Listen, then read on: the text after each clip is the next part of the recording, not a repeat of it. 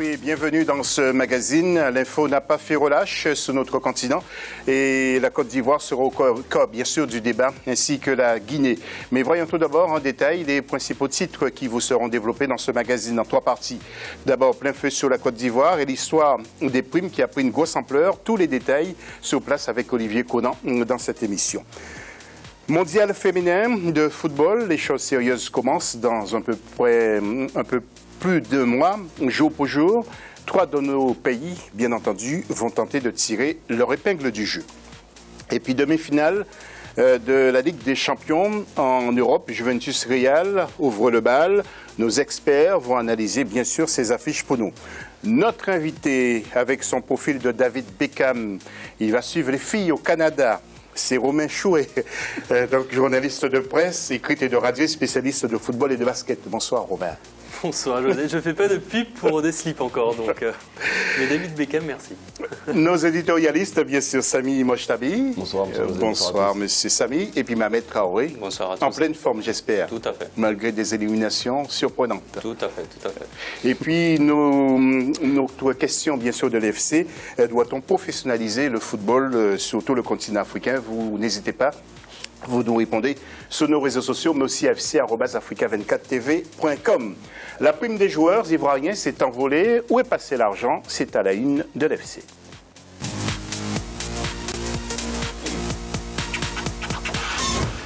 Olivier Conan pour l'enquête dans quelques instants. Mais nous démarrons avec l'événement du week-end sur le continent. C'est bien sûr la Ligue des champions de football et la Coupe de la Confédération. Tout d'abord, nous allons voir le tableau des résultats que nous allons commenter avec nos spécialistes.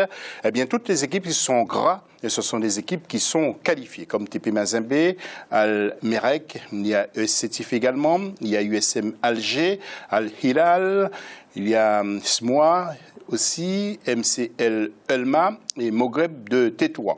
Samy, votre première réaction, comme vous nous le disiez dans le journal de ce lundi, eh bien, 3 équipes algériennes sont passées, je crois.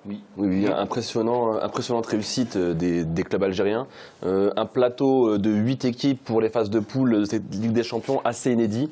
Tous les grands noms, à part le SCTIF, tenant du titre, heureusement, encore en liste, tous les grands noms ont disparu ou ont été reversés en Coupe de la CAF, qui ressemble de plus en plus à une vraie Ligue des Champions. Mais bon, il faut aussi laisser les autres gagner de temps en temps. Donc ça va nous faire des matchs, on va dire des rencontres assez inédites, assez nouvelles pour le continent africain et peut-être découvrir de nouveaux talents et de nouveaux grands clubs qui peut-être dans les années futures seront les futurs champions.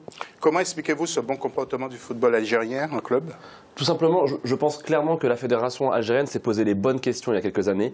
On l'a vu, c'est un travail de fond au niveau des infrastructures, au niveau aussi de l'administration. Le président Rawa a fait un très très bon travail. On l'a vu sur la sélection, donc il y a eu de très bons résultats et un très bon comportement lors de la Coupe du Monde 2014. Et tout ce travail a rejailli sur le football algérien, malgré quelques couacs, qu'on se rappelle de la mort du footballeur camerounais récemment. Quand même, voilà.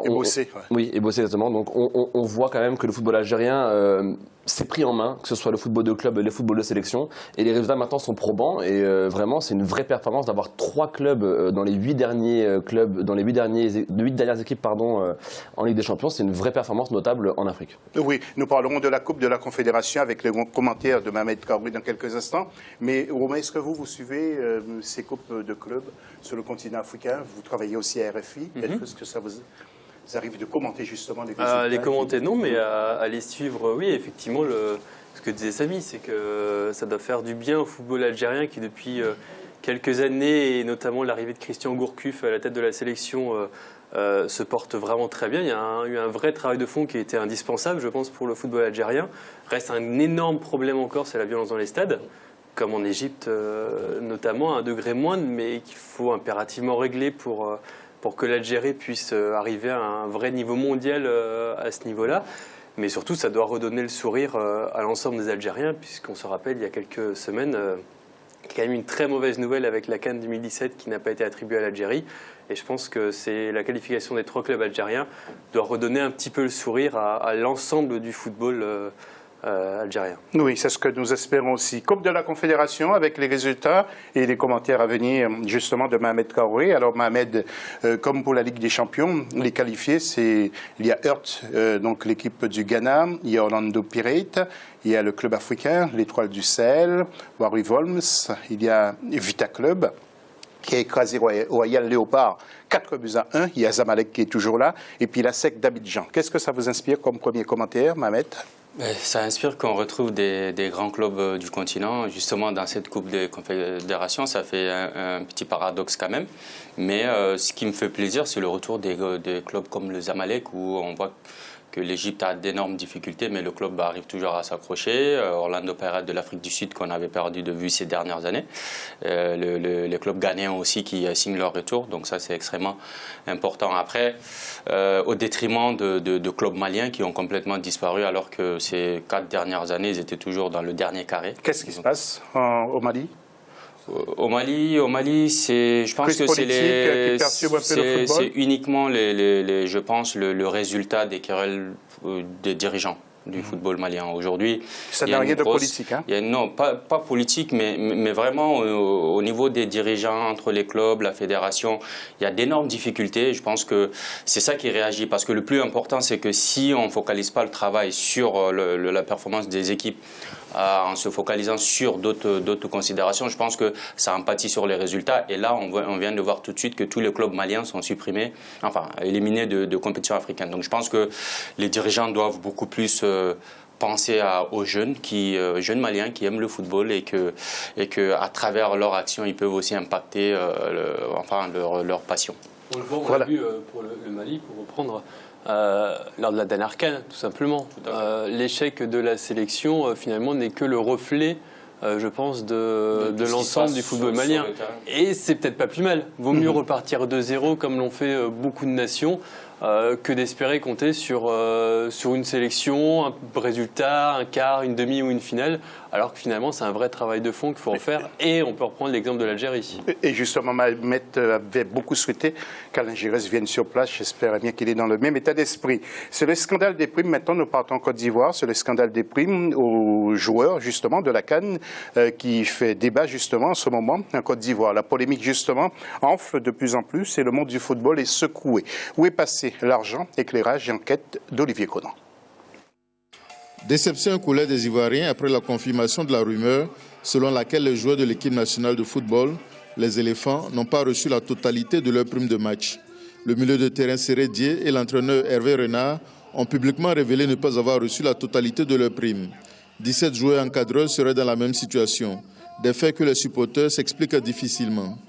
Si les éléphants n'avaient pas remporté cette CAN, la population allait crier son ras-le-bol pour dire que non, c'est des joueurs qui ne valent rien, qui ne savent pas jouer au football. Bon, on les supporte cadeaux. Raison pour laquelle on nous appelle supporters Mazo. Mais si aujourd'hui, ils ont fini de remporter la CAN, que la prime n'est pas payée, mais là, nous, on doit faire requête à la fédération. S'il faut même aller s'asseoir devant la fédération pour qu'on sache qu'est-ce qui se passe, on va le faire. Cette coupe a envoyé la satisfaction à tout le monde. Donc ça va me faire mal que les primes soient versées et puis les joueurs n'ont pas reçu. Ou bien les gens nous trompent, ou bien c'est quoi? Donc la fédération, il faudrait que la fédération vienne pour s'expliquer, pour qu'on sache si c'est vrai ou bien c'est faux. La FIF, Fédération ivoirienne de football, a produit un communiqué pour dégager sa responsabilité. Elle n'a pas géré les fonds dégagés pour la CAN, Coupe d'Afrique des Nations en Guinée équatoriale. C'est la régie de compétition internationale qui payait directement les primes des joueurs. Une confrontation entre la FIF, le ministère des Sports et le Trésor a déjà eu lieu. Le gouvernement poursuit les investigations pour situer les responsabilités. Et sur les 3,5 milliards, la tutelle a géré 312 millions pour les invités non sportifs. La FIFA a perçu 2,9 milliards pour la campagne et elle doit justifier 212 millions. La Côte d'Ivoire a remporté la Coupe d'Afrique des Nations CAN 2015 en Guinée équatoriale. Le budget de la compétition des éléphants s'élevait à 3,5 milliards de francs CFA, constitue la majorité des fonds devant servir à payer les primes des joueurs. Oui, Samy, première réaction, c'est celle justement du ministre des Sports, ivoirien, qui dit que sa responsabilité n'est pas mise en cause.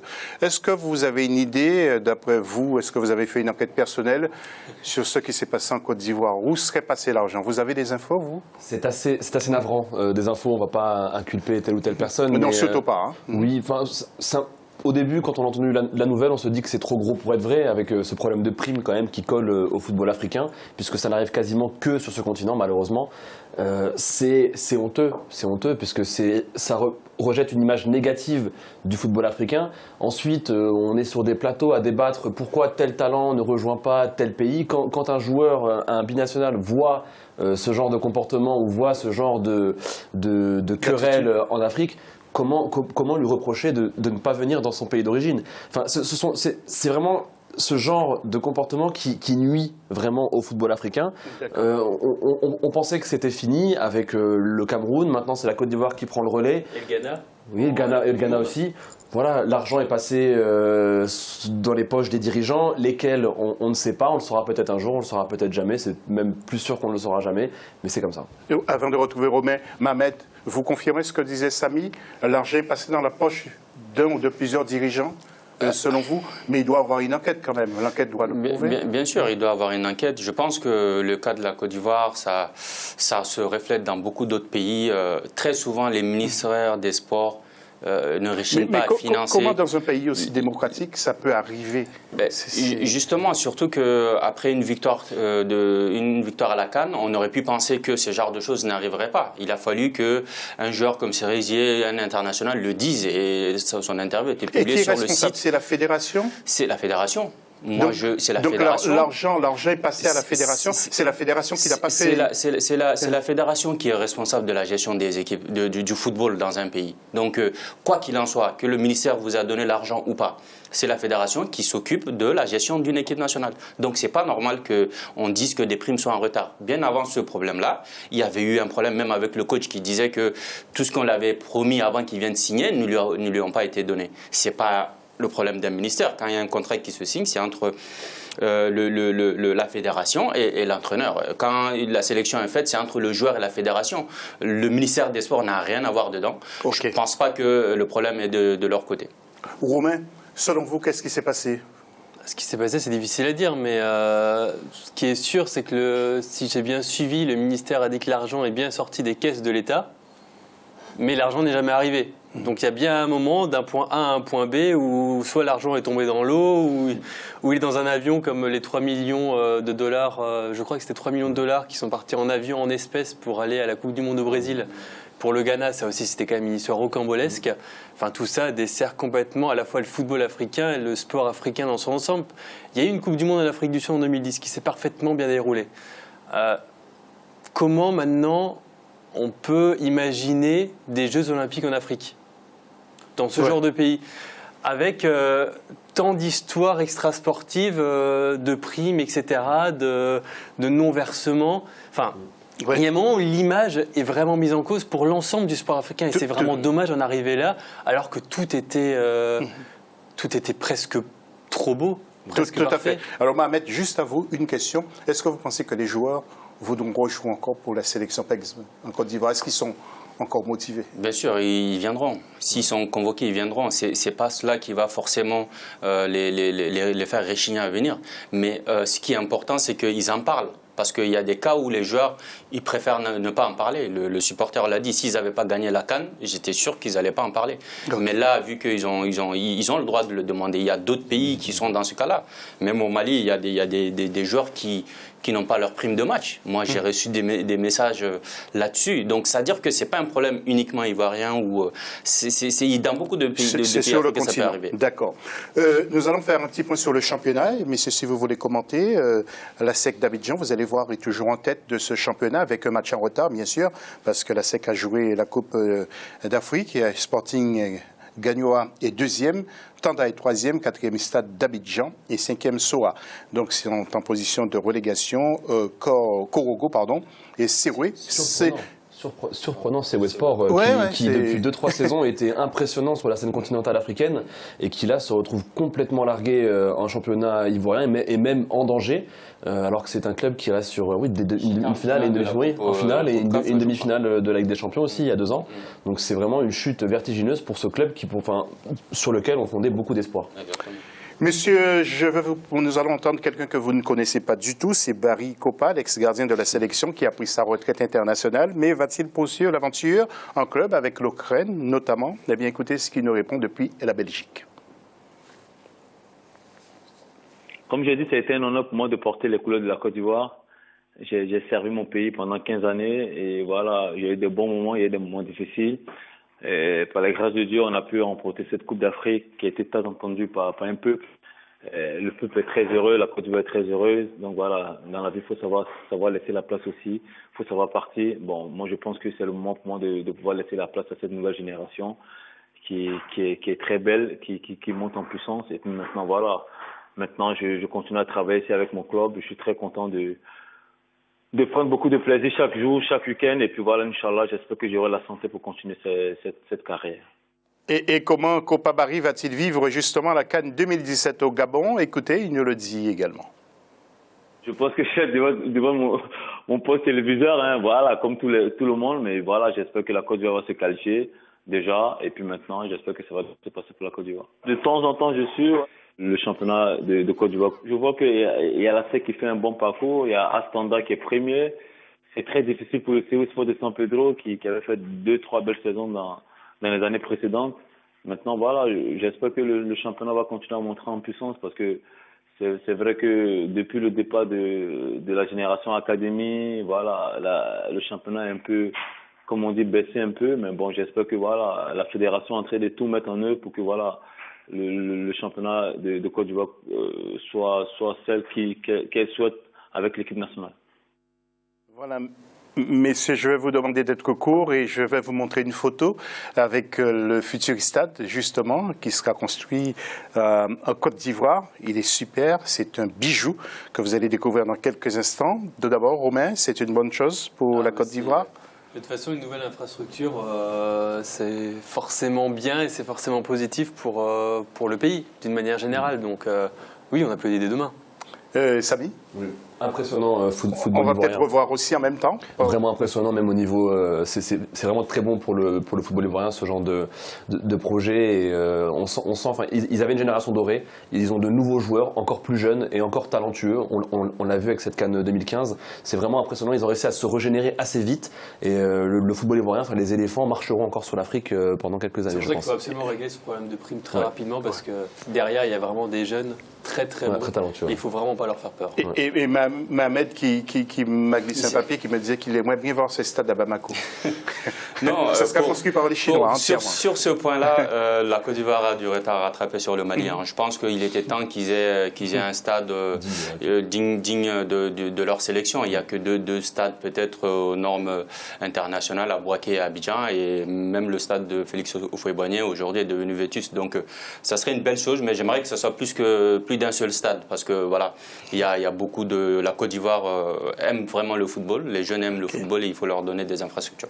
Merci. Nous arrivons à la Guinée, messieurs. Avant de retrouver Djobel, mais justement, eh bien, nous allons voir ceux qui vont constituer le nouveau staff pour entraîner la Guinée-Conakry. Il y a tout d'abord en tête Luis Fernandez, qui sera accompagné d'Amara Simba, l'ancien joueur du PSG, et Kaba Diawara, que vous allez voir en image. Alors, Alpha Baldé, tout d'abord, nous dit si tout le monde voulait justement de Luis Fernandez. Je peux vous citer un sondage qui a été réalisé par un site qu'on connaît bien en Guinée, qui note que celui de notre confrère Makagi, Foot 224, 68% des Guinéens, en tout cas ceux qui ont accepté de voter sur ce site, sont d'accord avec le choix qui a été fait sur Luis Fernandez. Cela peut bien évidemment s'inverser dans les jours à venir, mais sur les réseaux sociaux et tous les messages que moi j'ai reçus de la part de certains supporters guinéens et de tous ceux qui suivent ce football africain, le sentiment est un petit peu dans l'incompréhension et le mécontentement total. Voilà. Et surtout que Luis va également rester dans son manteau de consultant, c'est-à-dire exercer depuis la France et beaucoup rester en France, même si lui il pense que cela ne peut nullement le gêner. Beaucoup se demandent pourquoi le choix est parti sur Luis Hernandez. Donc moi je pense que beaucoup de Guinéens en tout cas restent dans l'inconnu et se posent beaucoup de questions. Mais en tout cas souhaitent la bonne venue et la bonne chance à Luis Hernandez.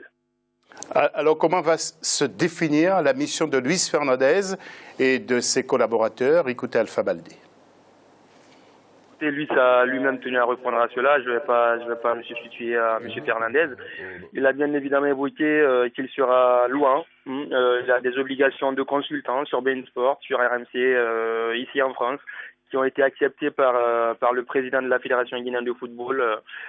Donc voilà, il fera à partir de là. Ses adjoints seront en place sur Conakry, notamment Mara Simba ou Kaba Diawara, qui peuvent servir d'apporter de l'aide et de communiquer et d'aider ce football local, et qu'il n'y aura pas de souci à se faire sur le plan local. Encore une fois là, est-ce que l'apport de Luis Hernandez sur le plan local se fera vraiment sentir, ou est-ce que ce sera Mara Simba qui va faire plus de choix sur le plan local? Là aussi, il y a des interrogations qu'on se pose, mais sur le plan local, il ne faut pas non plus s'attendre à beaucoup de choses de la part de lui, même si pour lui, le métier de consultant lui permet d'être très proche des joueurs guinéens évoluant à l'étranger, donc notamment Obi Oulare qui a semblé lui taper déjà dans l'œil.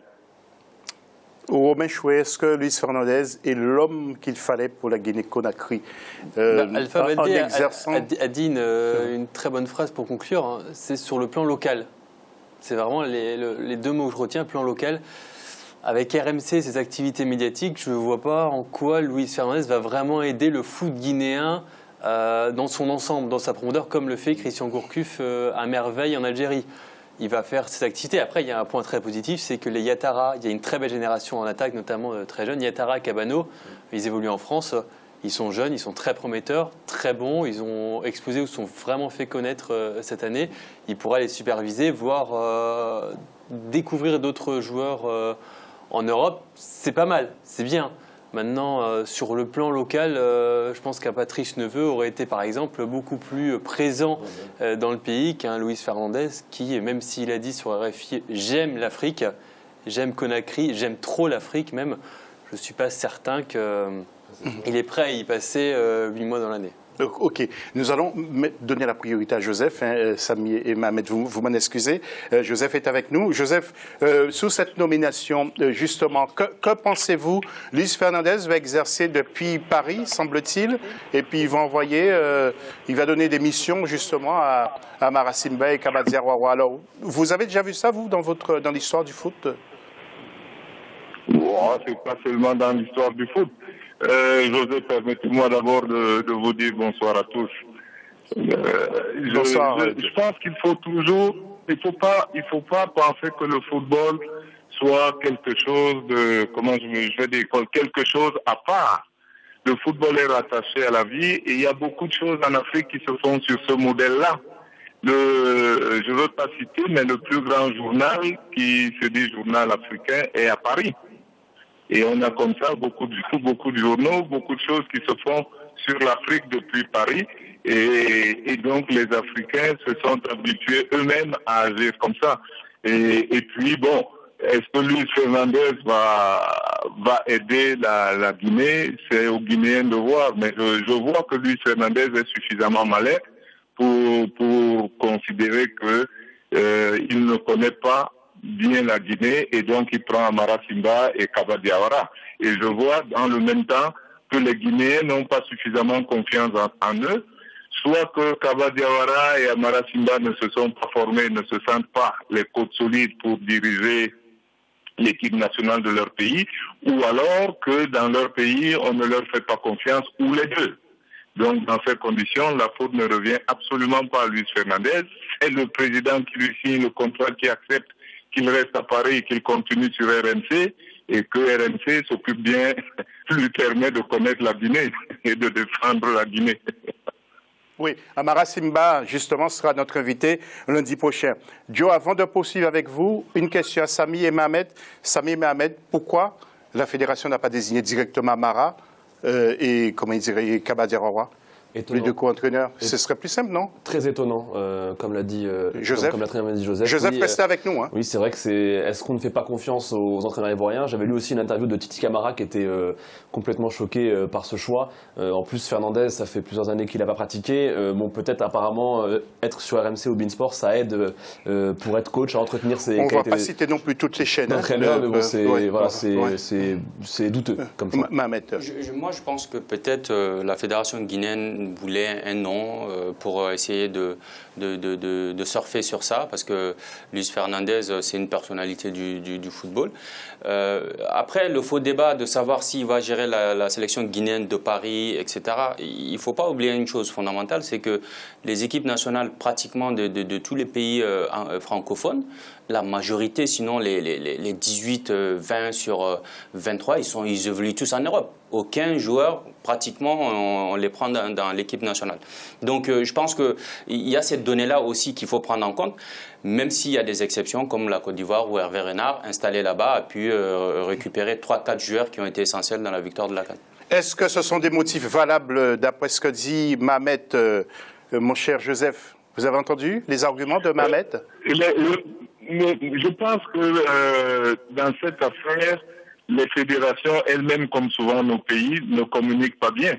Nous ne connaissons pas exactement quelles sont les missions assignées à Luis Fernandez. Luis Fernandez peut leur avoir dit, ce qui est valable d'ailleurs, je ne suis que le sélectionneur de l'équipe A. Or, si la plupart des joueurs de l'équipe A jouent plutôt en Europe et notamment en France, il n'est pas utile que Luis Fernandez soit à Conakry. C'est possible, on peut développer cela. Je crois que le handicap de ce mariage-là n'est pas dans le fait qu'ils vivent à Paris, si on ne pense qu'à la sélection A. Maintenant, si on pense à la sélection A, comme on l'enseigne à tous les entraîneurs et comme il l'a appris lui-même, Luis Fernandez, c'est-à-dire que lorsque vous êtes dans un club, vous êtes l'entraîneur principal, mais précisément parce que vous êtes l'entraîneur principal, vous regardez toutes les autres équipes du club, donc les équipes de jeunes, les équipes réserves et ainsi de suite, ce qui ferait de Luis Fernandez quelqu'un qui doit aider toutes les autres sélections guinéennes qui, elles, n'ont pas leurs joueurs à l'étranger et n'ont pas leurs encadreurs à l'étranger. À ce moment-là, si on veut dépenser de l'argent en se disant qu'il faut que quelque chose reste au-delà de l'équipe, donc que Luis Fernandez puisse transmettre son expérience et ses connaissances à des Guinéens pour qu'un jour on puisse se dire que les Guinéens sont capables de faire la même chose, à ce moment-là, habiter Paris est un véritable handicap. Ok. Joseph, merci pour cet éclairage et bien sûr on se retrouve lundi prochain. C'est la fin de la première partie de cette émission. On se retrouve tout à l'heure pour parler des filles et ça plaît à toutes les personnes qui sont sur le plateau. À tout à l'heure.